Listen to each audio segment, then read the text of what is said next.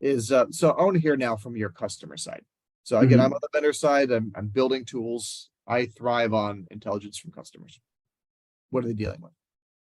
Um, I think this, I think I had it to ask you this question, but for us, our customers Sure. are, uh, I would say their biggest challenge is staffing. You're either dealing with folks who have a very small team. It may be just the IT director or the IT director and one other person. So you have a two-person shop. You may also have the issue of we have a larger organization we work with. They have enough people power right now. Their concern is over the next few years, everybody on their team is older, so everybody on their team is going to start retiring.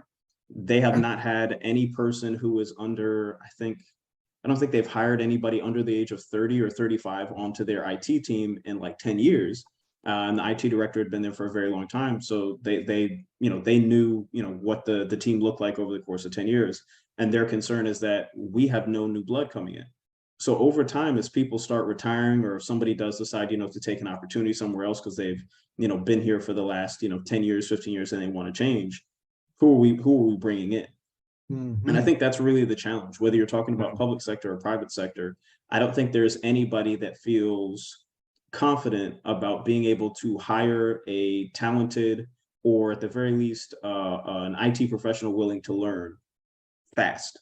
Yeah. You're going to find that person. They're out there. The question is going to be how long is it going to take you to find that person? Are you going to be able to afford them? That's something that comes up quite a bit in private sector because the pay scales are set and they do not change very quickly.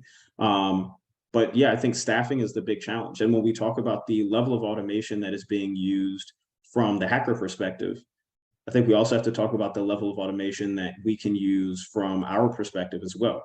And Yeah. fortunately, we have AI and all these different resources that can be used to be an extra person, an extra set of eyes. But at the same time, it just gets to be challenging. There's only so much time in a day. And just because there's only 24 hours in a day doesn't mean that you might not be given, let's say, 25 hours worth of work. It has to be done.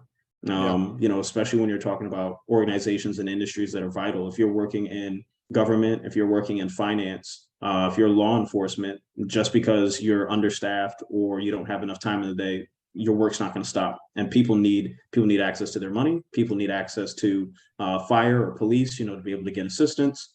Public utilities, those types of things are vital resources, and you just have to make do. So I think that's the biggest challenge we hear from our customers is that even when they don't want to, they're just forced to make do. And in the process, they're just trying to figure out how to make it the best solution that they can. Sometimes they build solutions that they're not necessarily the most happy with, but it's what they had to do to get by. And then other situations, maybe there's a different reason why they're not able to build their perfect solution. But I think from our perspective, we want to try to help them to build as close to a perfect solution as they can. Um, but yeah, I would say staffing is their big challenge. Unfortunately, we do a lot of work with grant resources. You guys at Fortinet have some great grant resources available that we worked with. Unfortunately, grants are not addressing the staffing issue very Yeah. well. I think it's only maybe one or two law enforcement grants that will allow you to actually use grant dollars on a new hire, and that I believe we're trying to see if that can be used for one customer. They would like to put a technology professional on their police department staff. I'm not quite sure if they're going to be able to do that. For right now, it seems like that's going to be a field officer type of thing. But we're hopeful that we'll find a way to do that. But grant dollars are there. We've seen the expansion of grant dollars for technology. We've seen the expansion of grant dollars to support projects that may not be technology in their focus, but have technology as part of their backbone or their Mhm. foundation.